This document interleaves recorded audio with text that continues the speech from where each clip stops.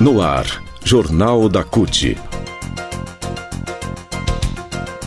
Notícias, Giro sindical, direitos, mundo do trabalho, política, economia. saúde. Aqui, a classe trabalhadora tem voz. Olá Brasil, eu sou o André Acarini e hoje é terça-feira, 2 de março de 2021. No Jornal da CUT de hoje, terceira vez esse ano, gás de cozinha sofre reajuste de 5% a partir desta terça-feira. Jornal da CUT insere, trabalhadores por aplicativo. Pode a moda de depender de plataformas pegar em outras profissões? E ainda, Bolsonaro não corrige tabela do imposto de renda e prejudica mais de 10 milhões e meio de brasileiros. Você confere a partir de agora aqui no Jornal da CUT. Rádio CUT. Aqui, a classe trabalhadora tem voz. Acesse pelo site www.cut.org.br.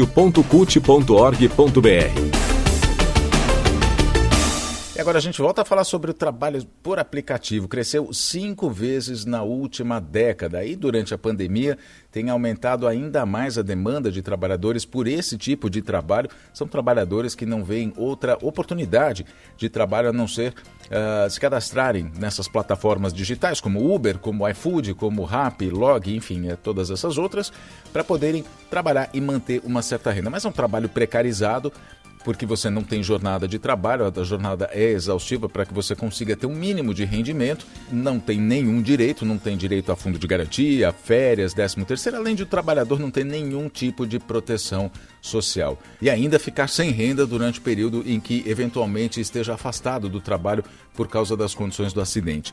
Nós vamos conversar hoje com a Marilane Teixeira, porque um aspecto desse trabalho por aplicativo é que hoje ele se baseia nas entregas, não é?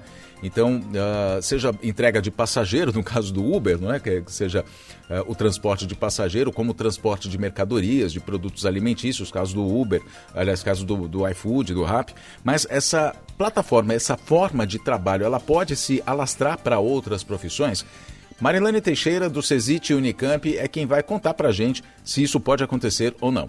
Sim, isso é uma tendência, né? Eu acho que a gente tem que observar, porque cada vez, claro que generalizar para o conjunto dos outros setores econômicos depende da capacidade de também conseguir introduzir modos de organização do processo de trabalho a partir justamente desses mecanismos, né, desses instrumentos de programação algorítmica. E claro que isso não se aplica para todos os setores, para todos os segmentos, mas para alguns sim, né? Então, por exemplo, todo o setor de logística tende a cada vez mais, vamos dizer, se enquadrar nesse perfil, né? Dessa forma de controle, né? De processo de trabalho. Que evidentemente não tem nada de autonomia, né? Muito pelo contrário, essas relações de trabalho se evidencia cada vez mais relações de subordinação, né? E inclusive isso é um pressuposto dessa forma de trabalho, posto que os trabalhadores têm a obrigatoriedade do atendimento, a partir dos comandos que foram emitidos pelas plataformas, né? E há uma mobilização permanente para reagir a esses comandos, né? Então, há também, por exemplo, uma relação de trabalho, como é que a gente caracteriza uma relação de trabalho subordinada, porque as ordens, né, o comando são pessoais e diretos. Então, e é uma programação contínua. Então, o trabalhador, a pessoa que está subordinada a esse tipo de relação de trabalho, ela tem que ficar praticamente disponível o tempo inteiro, sendo que muitas vezes ela pode ter uma boa parte do seu tempo que não vai ser ocupado com uma atividade, mas ela tem uma necessidade, né, de ficar disponível o tempo inteiro, que é muito parecido com o trabalho intermitente, né? Então, essas formas só são possíveis justamente porque se introduz essa maneira de controlar o tempo e o trabalho por meio dessas plataformas, né?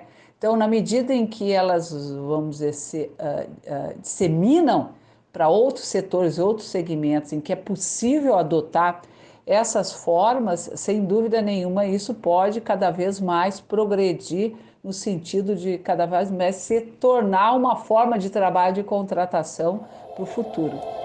Ser patriota é defender a nossa bandeira. O verde é das nossas matas e de tudo que plantamos. O amarelo é a riqueza do nosso solo. O azul vem do céu e das águas. E as estrelas são a nossa gente, dona de tudo que está aqui. Patriota de verdade, defende o que é nosso, defende as estatais. Não deixem vender o Brasil. Apesar das encenações de Bolsonaro, que reclamou publicamente dos preços dos combustíveis, o programa de preços da Petrobras continua o mesmo. E o que acontece? A petroleira anunciou nesta segunda-feira, ontem, mais um reajuste nos preços da gasolina e do diesel em cerca de 5% dessa terça-feira. O preço do gás de cozinha também aumentou pela terceira vez esse ano. Reajuste de 5,2%, que também entra em vigor hoje.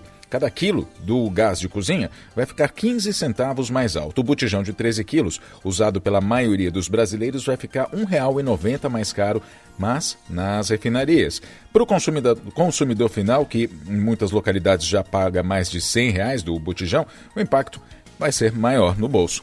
A própria Petrobras anunciou em comunicado que o valor do varejo pode ser maior.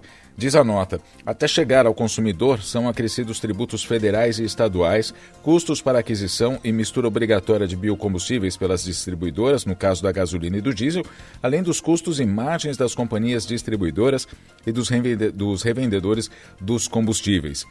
O reajuste, que vai na contramão do discurso de Bolsonaro de reduzir impostos federais sobre combustíveis para conter os aumentos, é consequência da política de preços da estatal que acompanha as variações do mercado internacional, política que é combatida pela CUT e pela Federação Única dos Petroleiros, a FUP.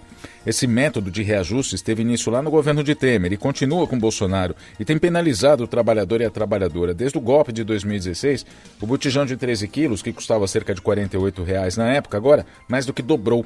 De acordo com uma reportagem do portal Clique Petróleo e Gás, o presidente da Associação Brasileira dos Revendedores de Gás Liquefeito de Petróleo, a ASMIRG, o Alexandre Borjali, ele estima que pelo andar da carruagem o preço do botijão de gás possa chegar a R$ 200 em uma hipótese drástica ainda este ano.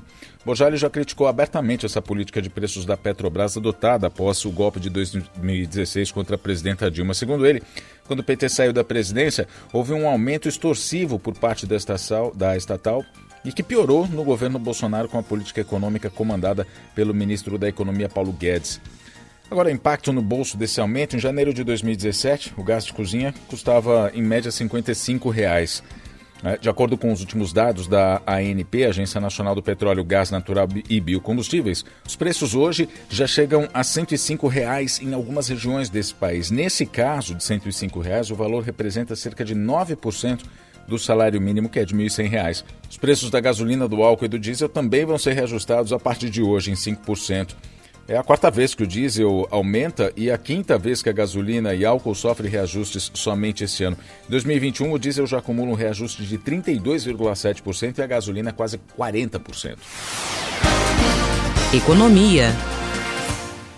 Era promessa de campanha, mas Bolsonaro mais uma vez não cumpre. Corrigir a tabela do imposto de renda pessoa física. Mais de 10 milhões e meio de brasileiros vão ser obrigados a pagar o imposto de renda este ano, inclusive os que ganham menos de R$ 2.000 por mês de salário, R$ 900 a mais do que o salário mínimo.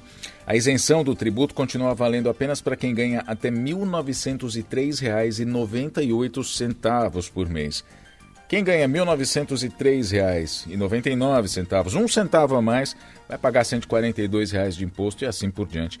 Durante a campanha eleitoral, Bolsonaro prometeu a isenção do imposto de renda para quem ganhasse até 5 mil. Depois reduziu para 3 mil e no início desse ano falou que dava para, aspas, dar uma mexidinha, mas não mexeu uma palha e a tabela segue sem correção desde 2015. E a não correção prejudica quem ganha menos, né? Se a tabela do imposto de renda tivesse sido corrigida pelo INPC, referente ao ano de 2020, que foi de 4,52% a inflação, a alíquota de 7,5% seria aplicada aos trabalhadores que recebem entre R$ 4.022 e R$ 5.970. As demais alíquotas, 15%, 22% e 27,5%, também seriam readequadas.